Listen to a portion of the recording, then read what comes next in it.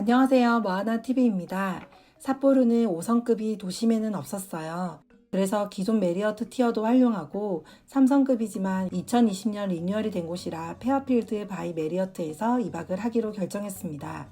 1박당 가격이 등급에 비해서는 살짝이 높지만 재방문 의사가 있을 정도로 깔끔한 숙소였습니다. 삿포로역에서부터는 약 20분 정도 도보 거리인데 8월의 삿포로는 그래도 좀 선선할 줄 알았더니 덜 습한 거지 더운 건 매한가지였습니다. 그래도 걷는 길 TV타워 덕분에 지루하지는 않았네요.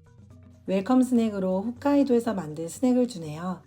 어제 머문 아나크라운 플라자보다는 침대가 좁았지만 상대적으로 천장도 높고 창문도 커서 충분한 개방감이 좋았습니다. 티어 혜택으로 웰컴 드링크도 선택할 수 있어 받아옵니다. 큰 어메니티는 기대하면 안 되지만 생수 2병과 차, 놀랍게도 아이스 버켓이 함께 놓여 있고요. 더운 나라라 그런지 얼음 제공 서비스가 보다 밀접하게 세팅되어 있는 것 같습니다.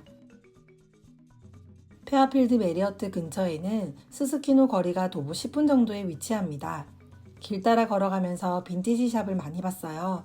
그리고 이런저런 상점도 구경도 하고요. 미용실도 눈여겨봅니다. 삿포로 노면 전차는 생각도 못하다가 발견해서 너무 좋았고요. 일본 오면 라멘 하나는 먹어봐야 하는데 교토에서 실수했던 이후부터 굳이 라멘집을 찾진 않았습니다. 요코초라고 유명 라멘집이 모여있는 골목이 있다고 하는데 다음번엔 한번 가봐야겠습니다.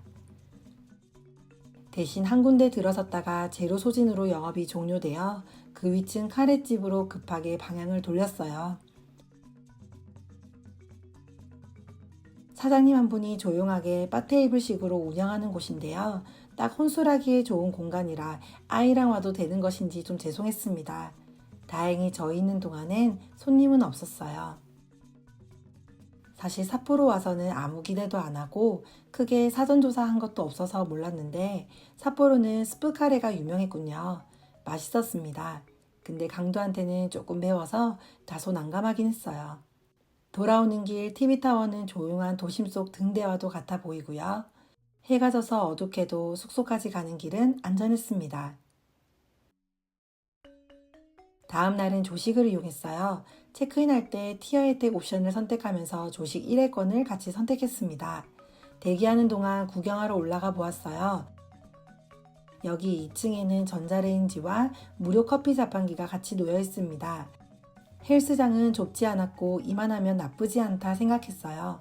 조식당 또한 스프 카레가 현지식으로 준비되어 있고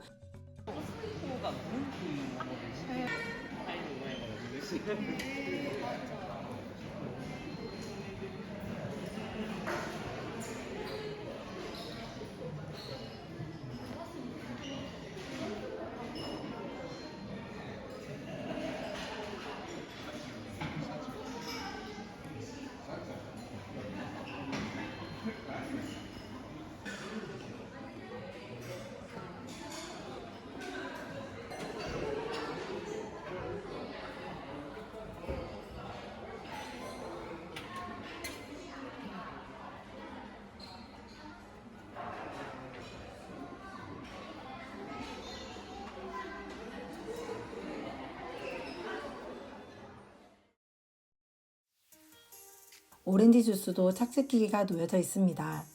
이 다크 초콜릿이 후식 코너에 있는 것도 좋았고요. 알찬 구성에 든든히 먹고 나섭니다. 어제 체크인하러 올 땐 몰랐는데 아침에 나오니 여기가 니조 수산시장이라고 털개 요리를 먹으러 오는 데였습니다. 메론도 많이 보였어요. 마지막으로 공항버스도 걸을만한 거리에 승강장이 있습니다. 저희는 아이 때문에 버스 멀미, 교통체증이 걱정되어 다시 삿포로까지 걸어가 공항철도를 이용했답니다. 이어서 마지막 삿포로 이야기 들려드릴게요. See ya!